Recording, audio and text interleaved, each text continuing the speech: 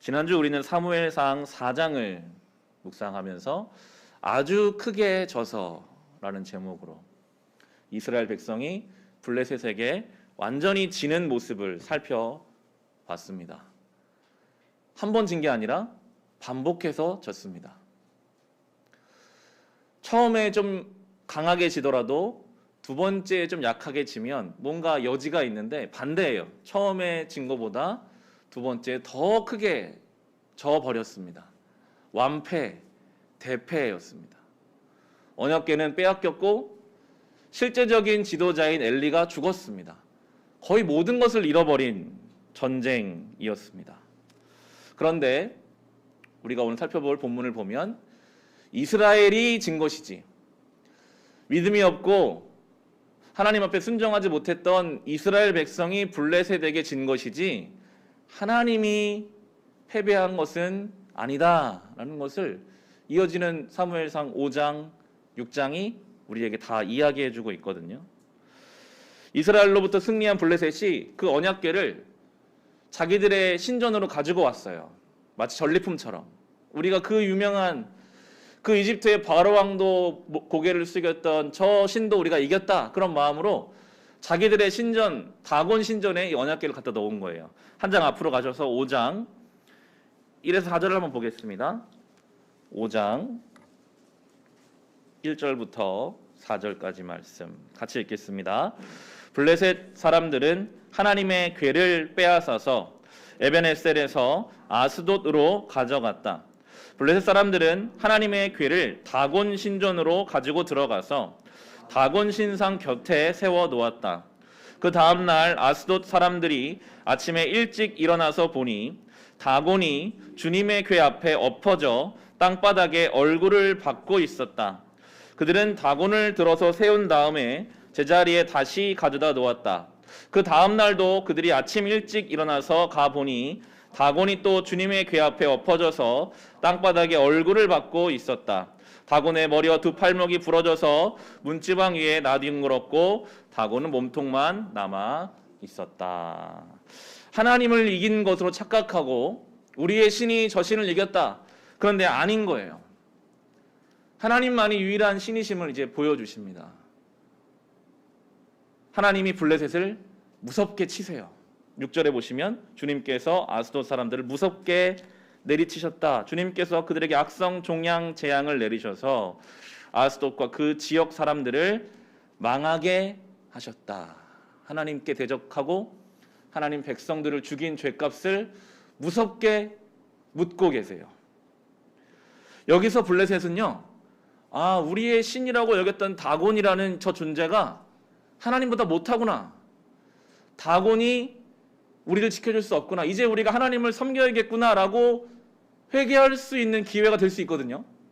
하나님이 진짜 신이시다. 하나님이 능력이 있다. 그렇게 갈 수도 있는 상황 속에서 블레셋은 빨리 그냥 이 언약궤가 없어졌으면, 빨리 하나님으로부터 멀어졌으면, 그런 생각만 지금 하고 있었습니다. 10에서 12절 말씀인데요. 그러자 그들이 하나님의 궤를 에그론으로 보냈다. 다른 곳으로 보내버렸어요. 그러나 하나님의 궤가 에그론에 이르렀을 때 에그론 주민들은 아스돗 사람들이 이스라엘 신의 궤를 우리에게로 가져와서 우리와 우리 백성을 죽이려 한다 하면서 울부짖었다.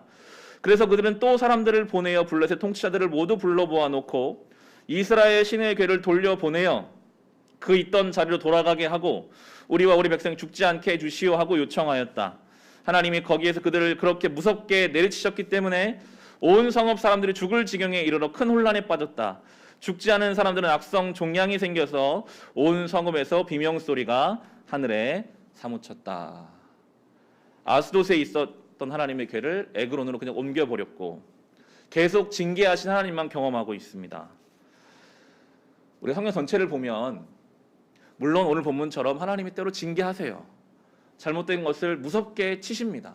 하지만 우리는 알잖아요. 훨씬 더 많은 영역에 있어서 하나님은 인내해 주시고 참아 주시고 품어 주시거든요. 그런데 지금 블레셋은 딱 한 번 하나님을 경험하고 나서 하나님에 대해서 결정을 지어버렸어요. 하나님은 무서운 분, 우리를 치시는 분, 저분과 엮이면 안 되겠다, 빨리 보내버리자. 이게 참 안타까운 블레셋의 모습입니다. 때로 우리가 그럴 수 있어요. 내가 하나님을 조금 경험하고 나서 마치 하나님을 다 아는 것처럼 착각할 수 있습니다. 우리말에 10길 물속은 알아도 한 길 사람 속은 모른다라고 하잖아요. 사람도 그래요. 그 사람이 여러 면이 있기 때문에 오랫동안 겪어보지 않으면 그 사람을 쉽게 속단할 수가 없거든요. 그런데 심지어 무한하시고 전능하신 하나님에 대해서 블레셋이 잠깐 징계하신 하나님 보고 하나님과 같이 엮이면 안 되겠다, 빨리 보내버리자 한다는 것은 하나님을 경험하지 못하는 참 안타까운 모습이었던 것입니다. 결국 그들은 무서운 하나님만 경험하고 그 언약궤를 보내버립니다. 베스메스로 가게 되죠. 여러 우여곡절이 있었지만 6절에 보면 그렇게 다시 언약궤가 이스라엘 땅으로 돌아오게 됩니다. 아주 유유하게 여유 있게 하나님의 언약궤가 돌아와요. 져서 빼앗긴 건 줄 알았는데 하나님이 그냥 갔다가 오신 거죠. 성경은 우리가 분명하게 말합니다. 성도들, 이스라엘이 질 수는 있다. 믿음이 없고 실력이 없어서 세상에 이스라엘이 질 수는 있지만 하나님은 결코 패배하시지도 넘어지시지도 않으시는 분이시다. 그 말은 결국 나만 잘하면 된다라는 거거든요. 제가 야구를 좋아하니까요. 야구 선수들 중에 종종 개명을 하는 선수들이 있습니다. 전 시즌에 큰 부상을 당했거나 야구가 잘 안 되면 뭔가 이름을 바꿔보는 거예요. 가서. 그렇게 유명한 이름 바꿔주는 집이 있어요. 또 때로는 시즌 중에 방망이가 잘 안 되면 잘 치는 선수 가서 방망이 가져와서 막 하기도 하고 여러 가지 방법을 하더라고요. 근데 우리는 알잖아요. 물론 본인도 알겠죠. 답답하니까 하지만 결국은 내가 하는 거거든요. 때로 우리가 내가 하나님 바로 서는 것이 중요한데 다른 종교를 한번 가봐야 되나? 왜 이렇게 안 되지? 내가 뭔가를 잘못하고 하나님이 좀 나를 모르시는 건가? 하나님에 대한 의심을 품을 필요가 없습니다. 성경은 말해주고 있어요. 내가, 나만, 우리만 온전히 선다면 하나님은 가장 최선이고 완전하시기 때문에 우리만 온전히 서 있으면 언제든지 다시 일어설 수 있는 거거든요. 그렇게 하나님의 궤가 베세메스에서 기랏 여야림으로 아비나답의 집으로 갔다라고 성경이 오늘 말해주고 있습니다.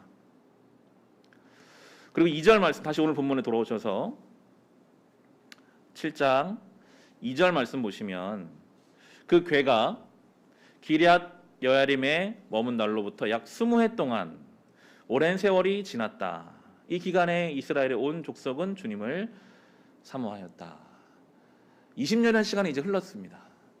그렇게 우여곡절 끝에 하나님의 궤가 옮기다가 이제 아비나답의 집에 머무르고 20년이, 나중에 이제 다윗이 성전을 지어서 이 언약궤를 가져갈 때까지 계속 이 아비나답의 집에 이 궤는 머무르게 되거든요. 20년. 저는 좀 성격이 조금 급한 편입니다. 항상 외출을 저희 가족이 준비하면 저는 현관에 가서 이제 기다리고 있는 스타일입니다. 신발 다 신고 옷 입고 마스크까지 다 쓰고 왜 안 나오나. 저희 아내는 이제 천천히 나오는 이제 성격이 급한 편인데 이 본문을 묵상하면서 20년이라니. 이스라엘 백성이 그렇게 크게 졌으면, 그리고 하나님의 언약궤가 우리를 지게 한 블레셋을 다 진멸하고 돌아오셨다면 바로 그냥 그 자리에서 회개하고 극적인 변화가 일어나서 영적인 대부흥이 일어나야 할 것만 같은데 20년이 지나는 거예요. 그 시간이 필요했어요.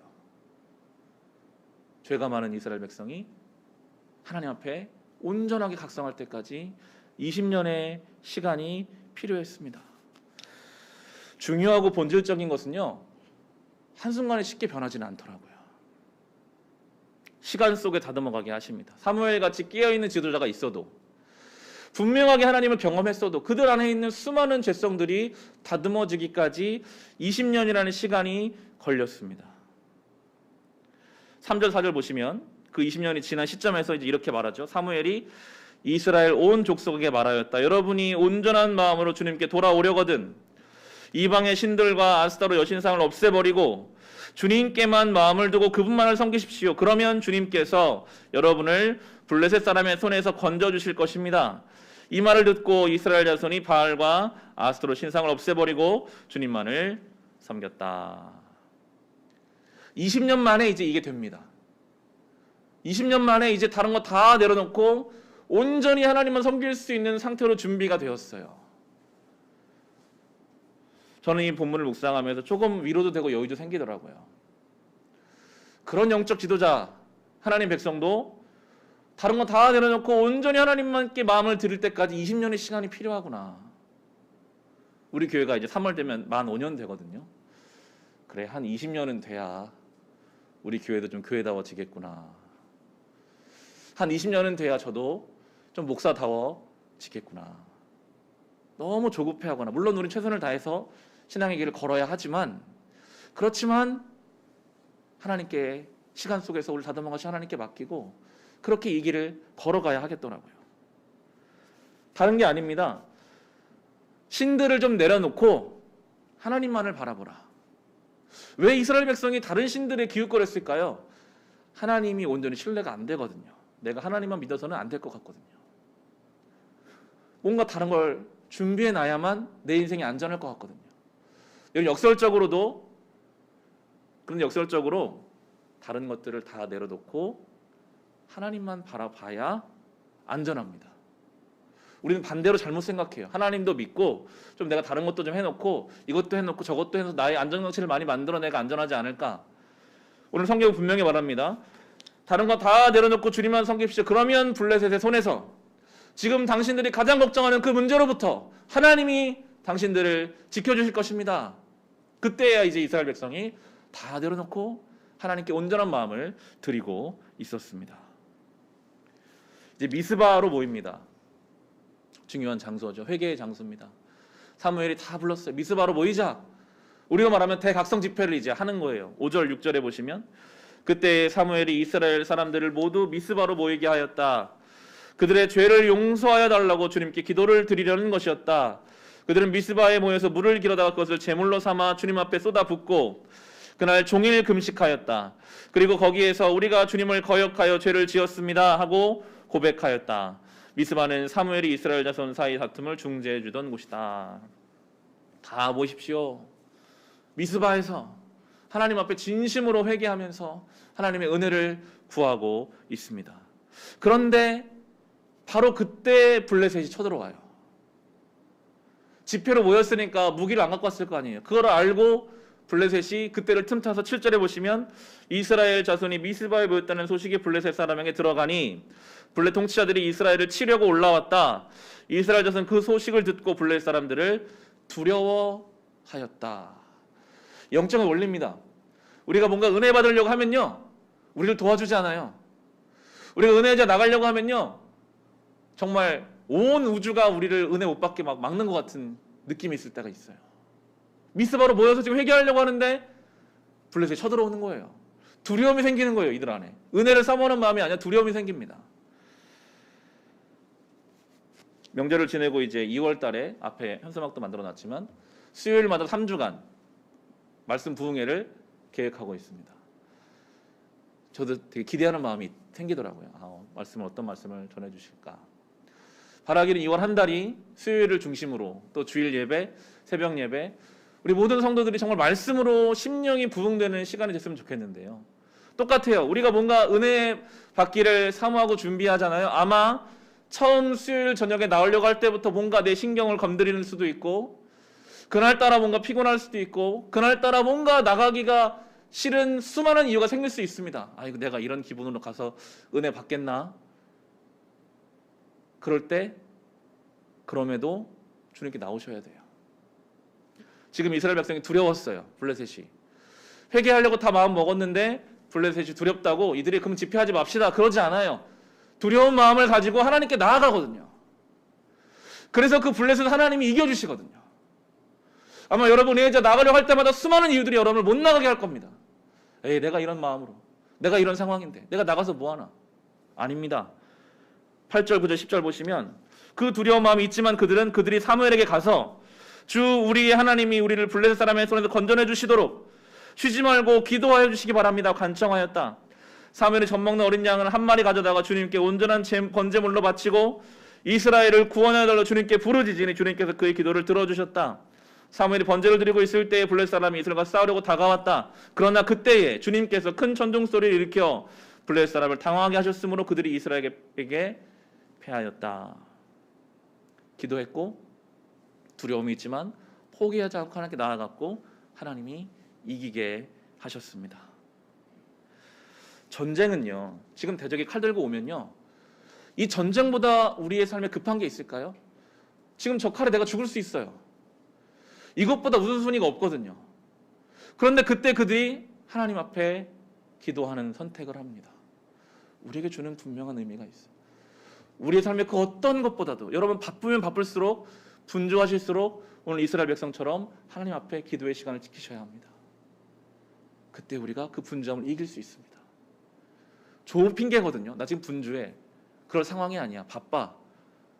그래서 졌었거든요, 이스라엘 백성이. 근데 오늘 똑같은 상황이지만, 두렵지만, 대적이 올라오고 있지만 하나님 앞에 기도하고 엎드릴 때 하나님이 그들을 이기게 하시는 것을 이제 경험하고 있습니다. 11절에 13절 말씀입니다. 이스라엘 사람이 미스바에서 나와서 블레셋 사람을 뱃갈 아래까지 뒤쫓으면서 무찔렀다. 사무엘이 돌을 하나 가져다가 미스바와 센 사이에 놓고 우리가 여기에 이르기까지 주님께서 우리를 도와주셨다 하고 말하면서 그 돌의 이름을 에벤에셀이라고 지었다. 그래서 블레셋 사람들이 무릎을 꿇고 다시는 이스라엘 지역으로 들어오지 않았다. 사무엘이 살아있는 동안에는 주님의 손이 블레셋 사람을 막아 주셨다. 에벤에셀, 오늘 설교 제목이기도 한데 여기까지 도우셨다. 도움의 돌이라는 뜻을 가지고 있습니다. 이 에벤에셀을요, 우리가 기억해야 되는 것은 지난주에 살펴보았던 블레셋과의 처음 전쟁의 패배의 장소가 에벤에셀이었거든요.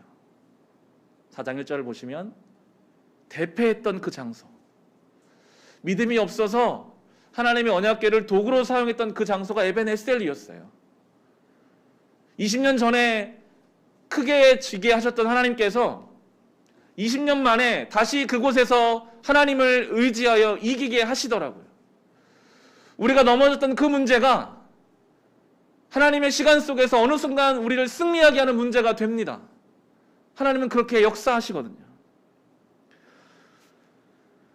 빼앗겼던 것을 다시 찾게 하십니다.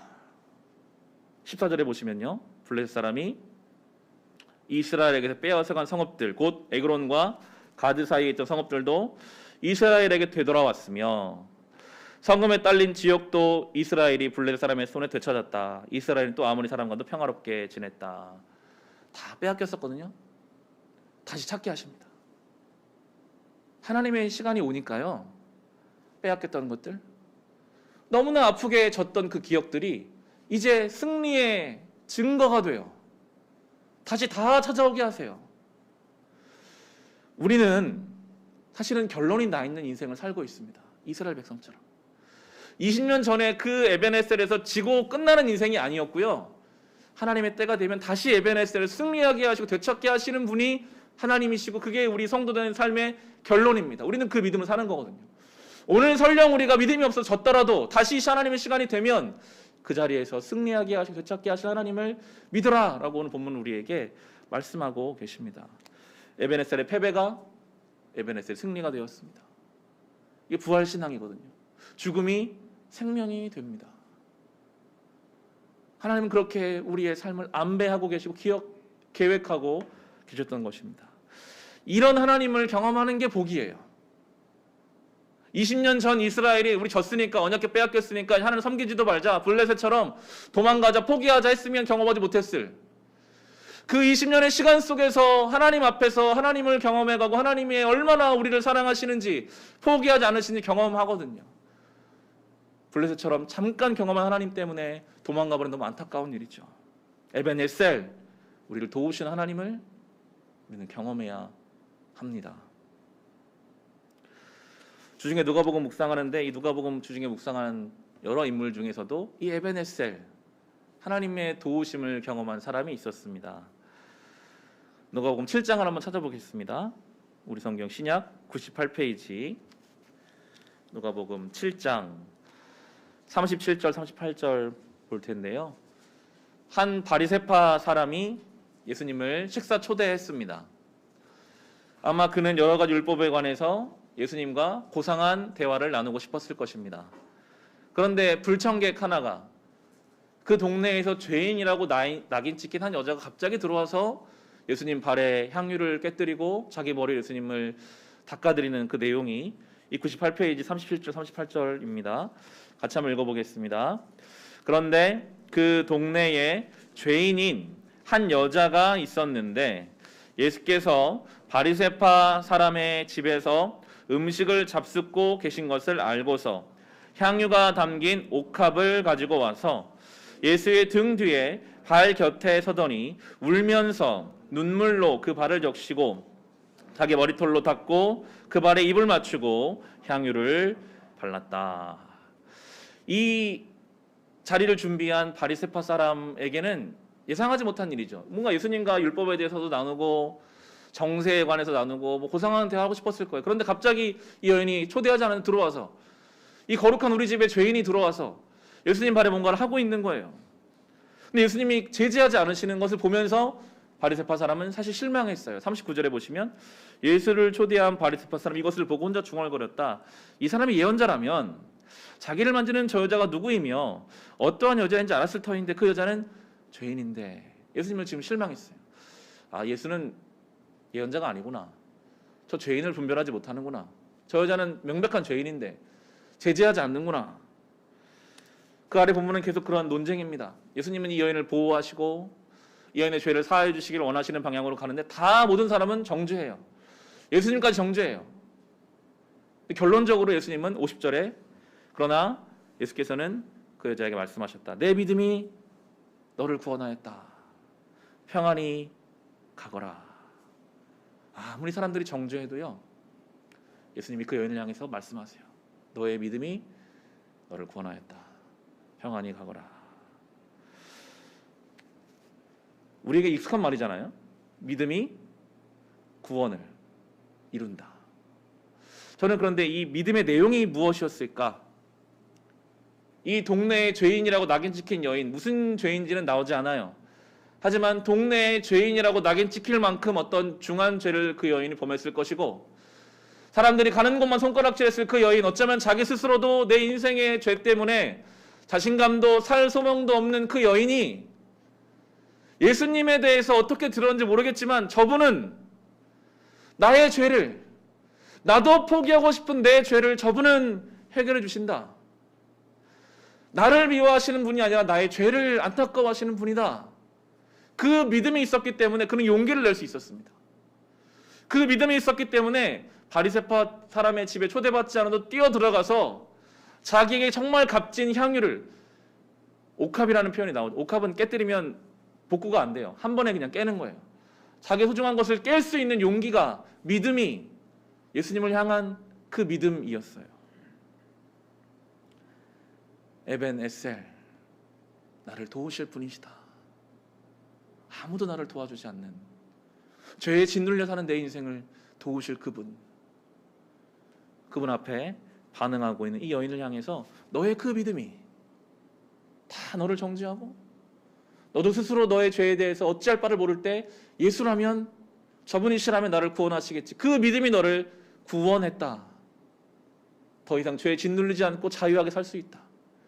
영원한 생명이 너에게 있다. 말씀하시면서 그 다음 말, 평안히 가거라. NIV로 go in peace라고 나오더라고요.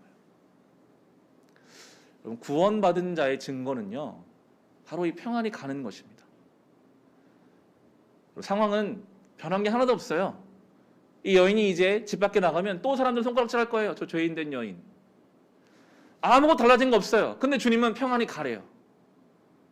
너의 믿음이 너를 구원했으니 이제 평안히 가라.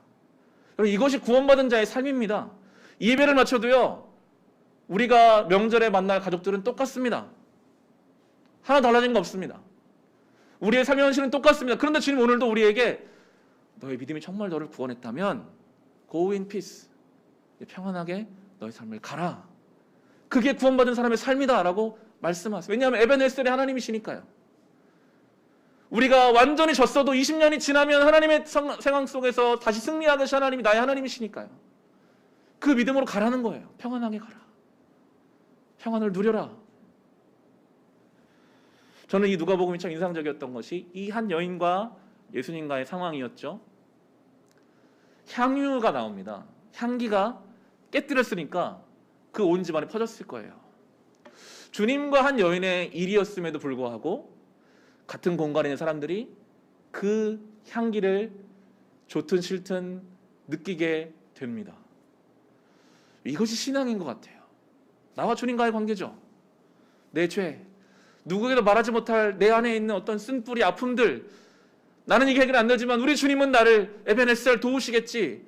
그곳에 가서 내가 정말 내 마음을 깨뜨렸을 때 그게 그냥 나와 주님과 관계만이 아니라요, 최소한 나와 같은 공간의 사람들에게는 이 향기가 퍼져가야 돼요. 그게 살아있는 믿음입니다. 난 하나님과 관계가 아주 좋은데 내 가족들은 전혀 모른다. 그건 믿음의 문제가 있는 거죠. 향기는 퍼져가게 되어 있거든요. 우리의 말로, 우리의 태도로, 우리의 의사결정으로 퍼져가게 되어 있습니다. 그게 에벤 에셀을 경험한 사람들의 삶입니다. 말씀을 정리하는데요, 우리가 이제 부를 찬송이 참 오늘 말씀과 연결 잘 되는 것 같아요. 그런 가사로 시작합니다. 주여 우린 연약합니다. 우린 오늘을 힘겨워합니다. 주 뜻 이루며 살기엔 부족합니다. 주여 우린 넘어집니다. 오늘 하루 또 실수합니다. 주의 긍휼을 구하는 죄인입니다. 그 찬송의 마지막이 그날에 우릴 이루실.